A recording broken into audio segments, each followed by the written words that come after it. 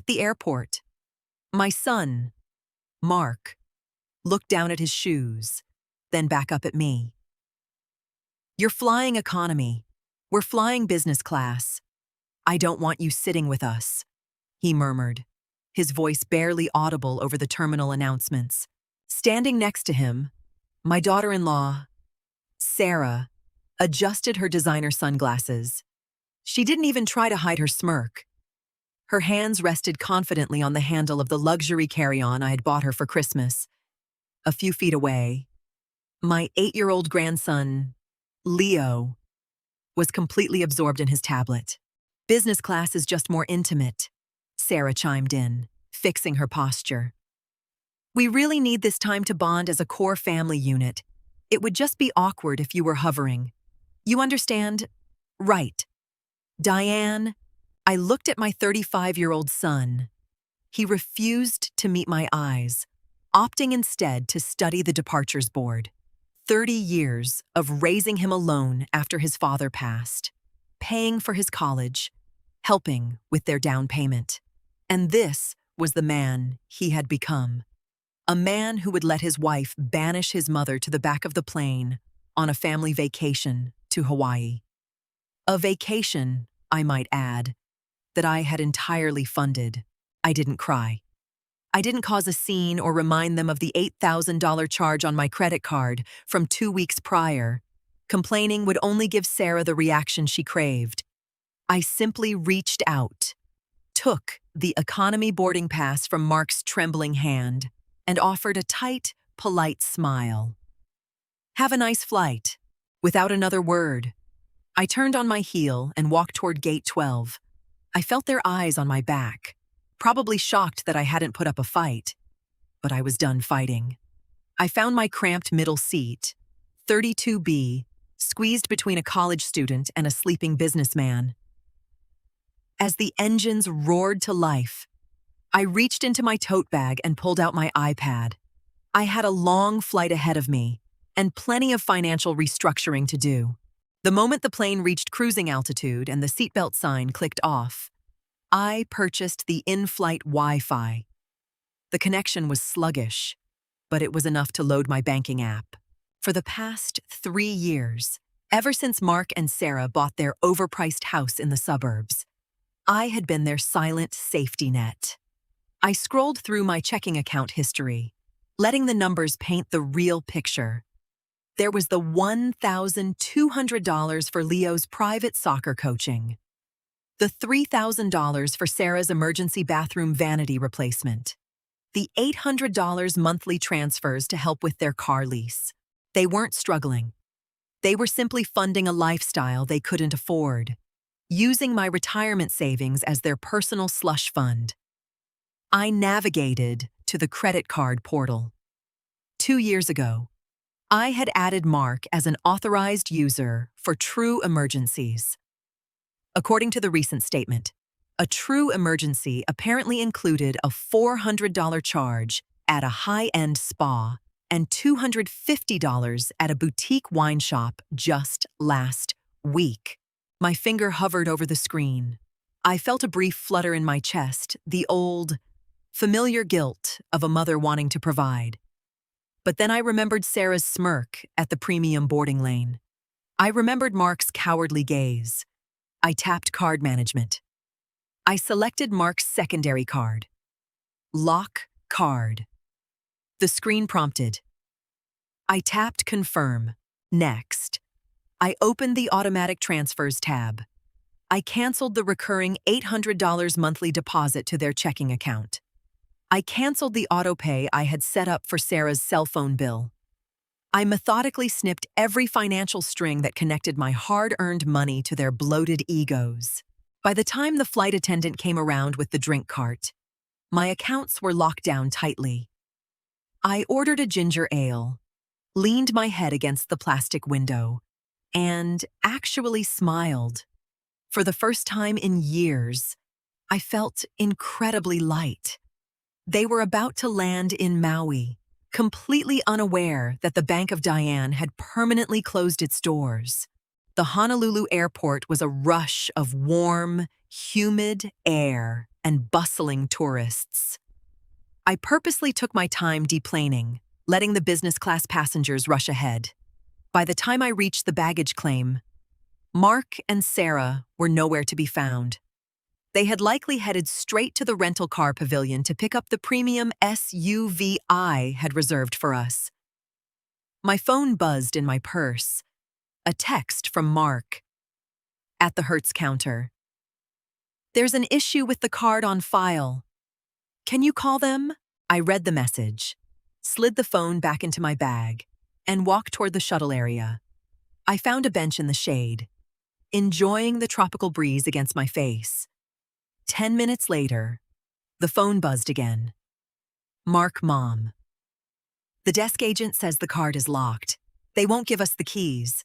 We need your card to secure the deposit. Mark, are you getting these? Sarah is getting stressed out. I finally pulled out my phone and typed a simple reply. My budget for this trip has changed. I canceled the rental car. You'll need to make your own transportation arrangements. See you at the resort. The response was almost immediate. My phone began vibrating with an incoming call from Mark. I silenced it, letting it go to voicemail. A moment later, Sarah called. I silenced that one, too. Instead of waiting for them, I walked over to the taxi stand and hailed a cab. As the driver loaded my modest suitcase into the trunk, I felt a deep sense of satisfaction. I wasn't going to argue, yell, or demand respect. I was simply going to stop paying for disrespect.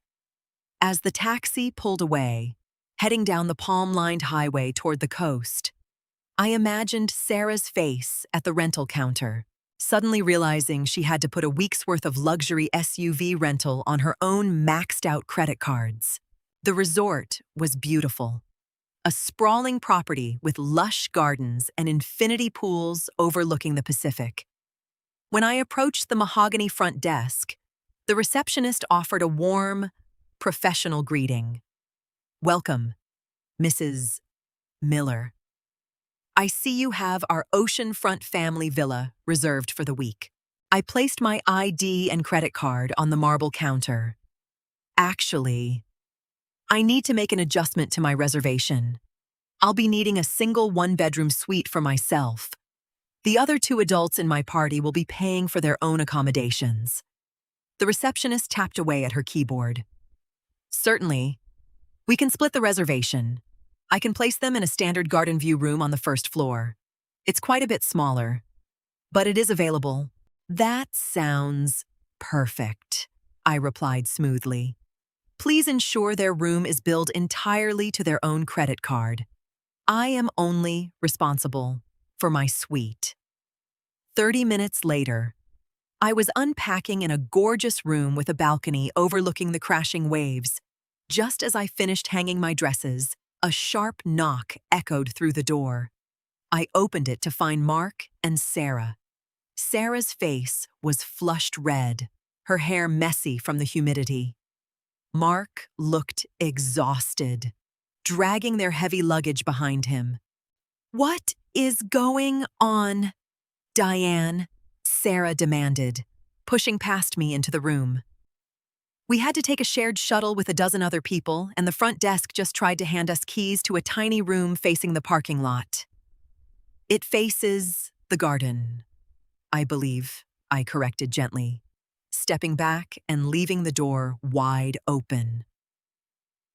You booked the villa, Mark interjected, wiping sweat from his forehead. You promised us the villa. I did, I acknowledged, picking up my sunglasses from the table. But since we are flying different classes and taking separate transportation to bond as core family units, I figured we should have separate accommodations as well. Your room is downstairs. The bellhop can point you in the right direction. They didn't speak to me for the rest of the afternoon. I spent the time reading by the adult-only pool, sipping a mocktail and enjoying the absolute silence. Around 6 o'clock, Mark texted me, We're going to the seafood restaurant in the lobby. Leo wants you to come. I knew exactly what this was. The seafood restaurant was the most expensive dining option on the property. They were angry, but they still fully expected me to foot the bill for their dinner. I put on a nice floral dress and headed down to the lobby. When I arrived, Sarah was already reviewing the wine list. She didn't look up when I sat down. "I'm thinking the Wagyu Surf and Turf," she announced to Mark, "and a bottle of the Cabernet." "Sounds great, honey," Mark agreed, looking relieved that her mood had improved.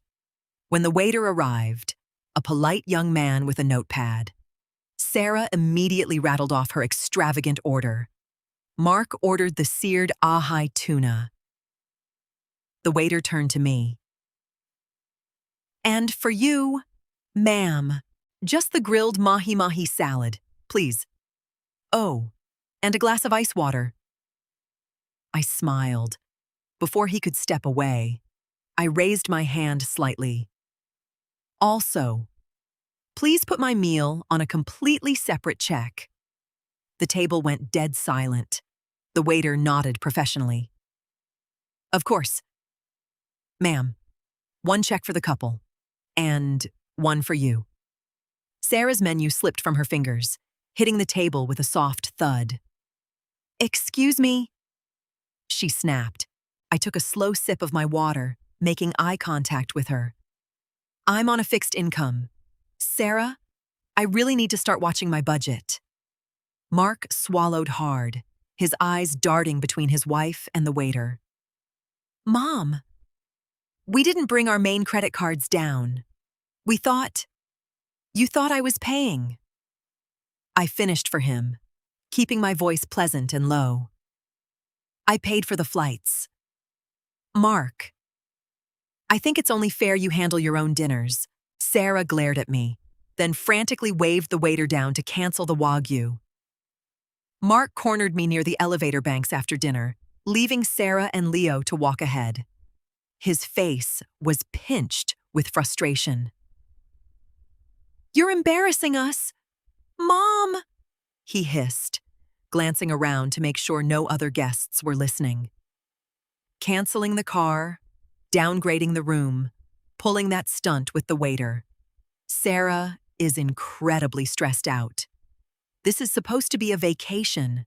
I pressed the call button for the elevator and watched the numbers light up. It is a vacation. "Mark, I'm having a lovely time." "You're acting like a child," he pushed, stepping closer to block my path to the doors. "Just because we wanted a little space on the plane doesn't mean you have to ruin the whole trip." I looked up at my son, really looked at him. He genuinely believed that my money was his birthright, and that my presence was merely a toll he had to pay to access it. "Mark," I began, my voice perfectly steady. "You are 35 years old. If buying your own dinner ruins your vacation, then you cannot afford to go on vacation." The elevator arrived with a soft ding. The doors slid open. "I am not your ATM," I continued, stepping into the empty car. "I am your mother. And since you clearly only value one of those roles, I am retiring from the other." I pushed my floor button. He stood in the lobby, opening his mouth to argue, but the doors slid shut, cutting him off completely. When I got to my room, I settled onto the balcony to check my emails. An alert from my bank sat at the top of my inbox. Fraud alert. Unsuccessful transfer attempt of $5,000. I opened the app. Someone had just tried to move $5,000 from my main savings account into Mark's checking account. The bank had flagged it because I had changed all my security protocols on the flight. My heart hardened into stone. He wasn't just entitled, he was desperate. And desperate people cross lines. Sitting in the quiet of my hotel room, I stared at the banking alert. Years ago, shortly after my husband passed, Mark had convinced me to open a joint account, just in case something happens to you. Mom, he had reasoned. We need to make sure the mortgage and bills can be paid without going through probate. I had agreed, depositing a significant chunk of my savings into it. It was meant for my emergencies, not his. I opened my laptop. I didn't need to call a lawyer or file a police report. I had full legal access to the funds. Within 15 minutes, I opened a new, high-yield savings account entirely under my own name at a completely different banking institution. With a few keystrokes, I initiated a transfer. I moved every single penny from the joint account, nearly $90,000, into my new private account. Then, I submitted the electronic paperwork to remove myself from the joint account entirely, leaving it with a balance of 0. My phone lit up almost instantly. Mark, Mom, the joint account is empty. The app says 0. Did you get hacked? Call me right now. Mark, Mom, answer the phone. I have bills on autopay coming out of that account tomorrow. I turned my phone on Do Not Disturb, plugged it into the charger, and climbed into the plush, king-sized bed. The sheets were crisp. The ocean breeze was cool. And for the first time since my husband died, I felt completely in control of my own future. Tomorrow. I had a snorkeling tour booked. I intended to get a full 8 hours of sleep. The next afternoon, I found a quiet cabana near the edge of the property, far from the main pool. I had just finished my book when a shadow fell across my lounge chair. Sarah stood there, her beach cover-up blowing in the wind, her face tight with fury. Mark hovered a few steps behind her, looking physically ill. "You stole our money," Sarah hissed, leaning down so her face was inches from mine. I calmly marked my page and closed the book. "I moved my own money. Sarah, the funds from my husband's life insurance. I'm sure you can cover your own autopay bills with your own income." "That account was for family emergencies," she shot back, her volume rising. A few nearby guests turned their heads. "And I decided to prevent one," I replied smoothly. "A financial emergency where I end up broke because you two view my savings as your personal checking account." Mark finally stepped forward. "Mom, you have to put it back. We don't have the cash to cover the mortgage this month. We were relying on that transfer." I picked up my iced tea. "Then you should probably head home and list the house. It's clearly out of your budget." Sarah's eyes narrowed into angry slits. She crossed her arms, pulling out her ultimate weapon. "If you do this, Diane, if you cut us off, you are never seeing Leo again. I will make sure of it. You will die alone in that house." It was a heavy threat, the kind that usually made grandparents crumble and reach for their checkbooks. I felt a brief pang in my chest for my grandson, but I also knew that paying a ransom for his affection would never stop. I looked Sarah dead in the eye. "If you want to use your son as a pawn to extort money from an old woman, that is your choice. But I am done paying the ransom."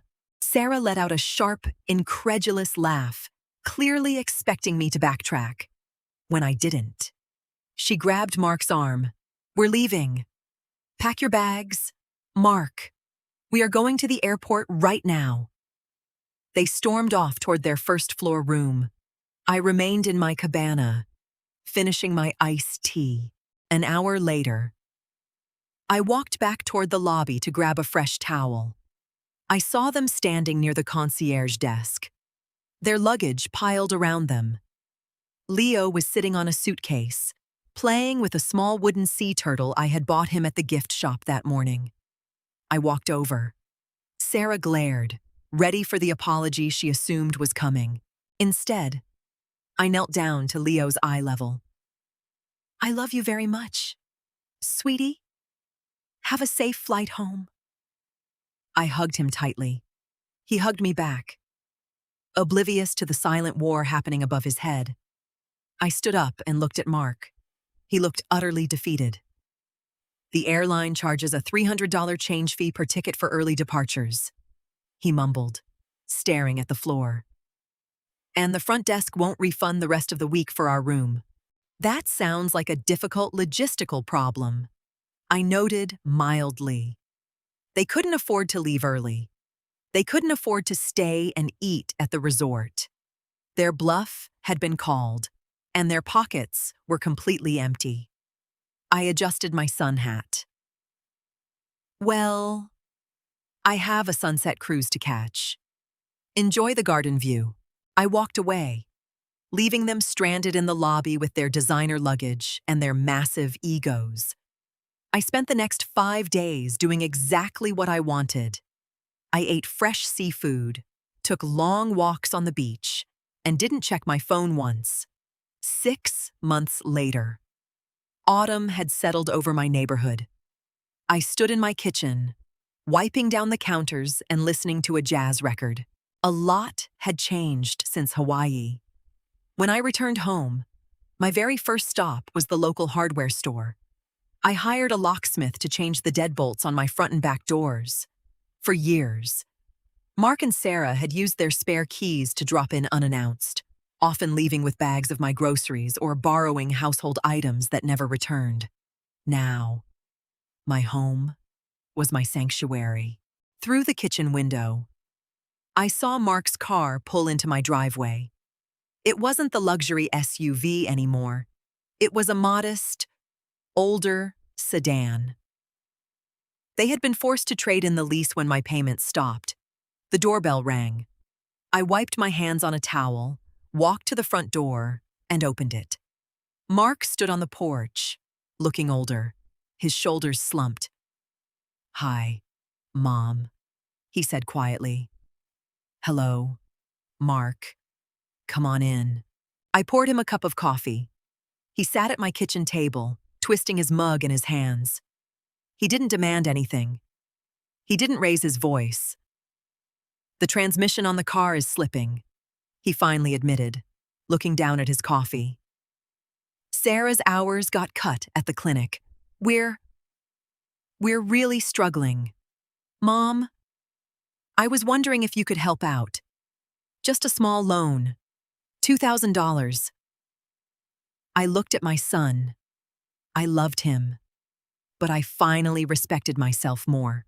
"I'm sorry to hear that, Mark," I said, keeping my voice gentle but firm. "But my finances are completely tied up in my retirement investments now. I don't have liquid cash to lend." He closed his eyes for a second, then nodded slowly. He knew there was no point in arguing. The ATM was gone forever. "Can I see Leo this weekend?" I asked. Mark sighed. "Yeah, I'll drop him off on Saturday morning."